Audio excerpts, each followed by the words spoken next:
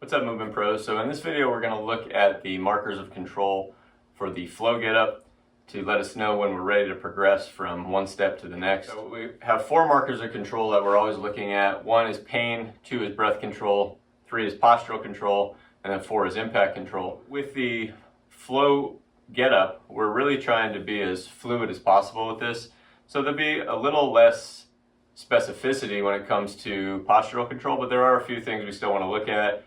With pain, it's always what you feel is safe. So certain areas that you might have difficulty with as we're rolling on the ground with a flow burpee might be just how does the pressure of your body feel on the ground. So the mat that you're using versus a hard floor, that might matter.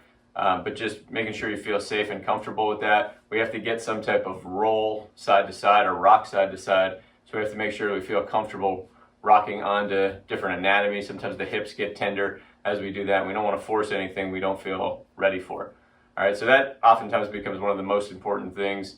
And the other thing we look at is how well do our knees feel moving through some of these positions? How does our back feel moving through some of these positions? So anything that doesn't feel safe to you, just regress. That's number 1. With breath control, because we're trying to be very fluid with this movement, we're typically going to try to take a nasal breath, which means we're just breathing through our nose. If we were having a conversation, it could also be a conversational breath, but typically this is going to be very much something that we do as we're kind of relaxing and flowing. So one of the best cues is just to try to breathe only through the nose, keeping the tip of the tongue behind the 2 front teeth, lips lightly closed, teeth not touching. All right, so that would be one of the major cues for breath control. If we're huffing and puffing, it's probably a little bit too hard. It's not the intention of the exercise. All right, so if we look at postural control as we go through the movement, one of the most important things is to be able to just feel like, one, we can easily touch our feet. We don't want to feel like this is a strain. All right, so we have that breath control, being able to touch our feet or move in that direction. And then as we go side to side, this should feel fluid.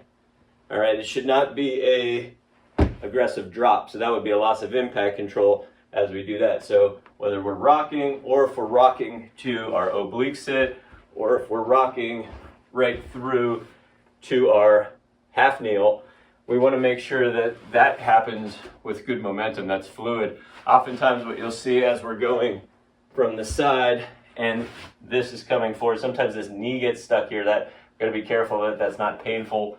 And we got to make sure that we can kneel and be in this position. The spine is totally allowed to round. We kind of want it to round here because we're trying to be fluid on the way up. So those are the things that we're really looking for. This foot has to be able to come and plant here. And as we stand, we don't want that knee to come in and have our body kind of go to the other side of the leg through here. So that should be just a nice fluid motion coming up. Coming down, we want to watch for impact control. We don't want to land heavy, but we want to be able to sort of flow ourselves back.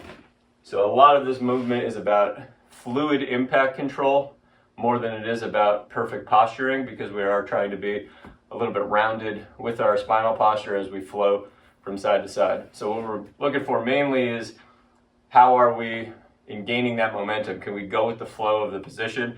If we feel herky-jerky, then we probably shouldn't progress to the next thing. If we're landing hard and we're not controlling our impact, then we probably shouldn't progress. If it's very difficult to stand from here, then maybe we don't push that yet. Maybe we just get to this position and then we go back and we go to the other side and we just get the flow of rocking side to side. We don't fight for positions that we don't have yet. We can actually work on that separately with other exercises.